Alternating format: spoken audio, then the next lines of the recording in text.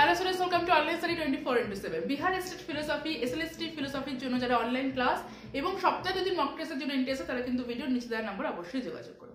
এই চ্যানেলে আমি তোমাদের সাথে ফিলোসফির আপকামিং এক্সামের সমস্ত রকম সিলেবাস ওয়াইজ ক্লাস নেওয়ার চেষ্টা করছি। এরকম ক্লাস যারা পেতে চাও তারা অবশ্যই চ্যানেলটিকে সাবস্ক্রাইব করো, লাইক এবং শেয়ার অবশ্যই করো।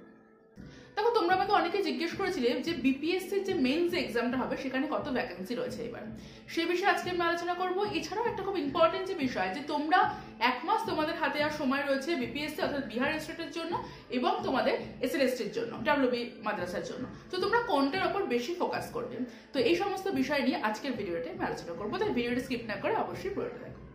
তোমরা যারা এখন যারা বিহার স্টেট যারা এক্সামটা যারা দেবে, বিহার স্টেটটা আমরা সকলেই জানি যে এটা একটা এন্ট্রান্স টাইপের, মানে টেট টাইপের। এরপরে গিয়ে তোমরা মেইনস যে বিপিএসসি যে এক্সাম সেটা তোমরা মেইনস এক্সাম দেবে, অর্থাৎ তোমাদের এসএলএসটিটা পরে হবে। সেই বিপিএসসিতে তোমাদের কতটা তোমাদের ভ্যাকেন্সি রয়েছে। দেখো, সেখানে ভ্যাকেন্সি সংখ্যা বিহার স্টেট থেকে যেটা নোটিফিকেশন এসেছে সেটা কিন্তু হিউজ, মানে 1,70,000 এরকম ভ্যাকেন্সি রয়েছে। তারা স্টেপ বাই স্টেপ এরকম তারা বিপিএসসি 3, 4 টাইপ, মানে যত তাদের আসবে সেরকম তারা নিতে থাকবে স্টেপ বাই স্টেপ, যেরকম তাদের যখন প্রয়োজন ঠিক হবে তারা সেরকম ভাবে নিতে থাকবে। ভ্যাকেন্সি তোমাদের প্রচুর রয়েছে, 1,70,000-এর মতো তোমাদের ভ্যাকেন্সি রয়েছে। ঠিক আছে, ভ্যাকেন্সি নিয়ে কোনো রকম চাপ নেই যারা বিহার স্টেট দিচ্ছ।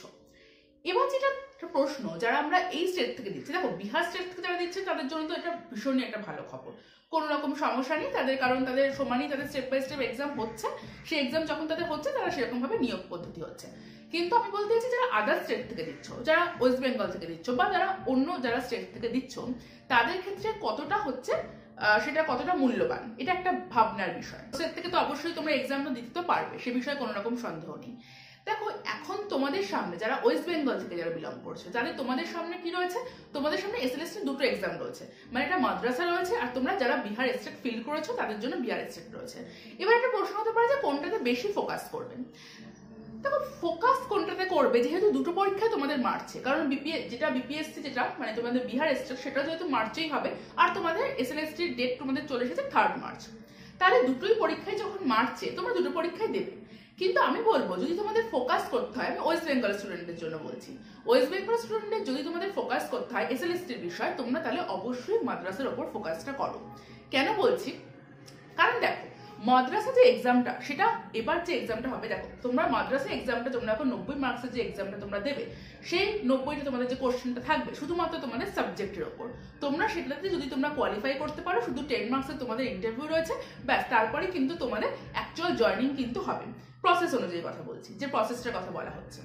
কিন্তু এই যে বিহার স্টেটটা কিন্তু শুধুমাত্র তোমাদের একটা কোথাও গিয়ে একটা এন্ট্রান্স, সেটা ক্লিয়ার করলে কিন্তু কোনো রকম চাকরি নেই। চাকরি হবে যখন তুমি বিপিএসসি তে গিয়ে বসবে। এখানে একটা প্রশ্ন, যেহেতু বিহার স্টেটে তোমরা যাবে, সেখানে 75 to 80% তাদের জন্য নিজেদের স্টেটের বাচ্চাদের জন্য রিজার্ভেশন থাকবে, যেটা প্রত্যেকটা স্টেটেই থাকে। বাকি 20% বা বাকি 25% অন্য স্টেটের জন্য রাখা হবে। তো সেখানে তোমাদের কম্পিটিশন অনেক হাই হবে।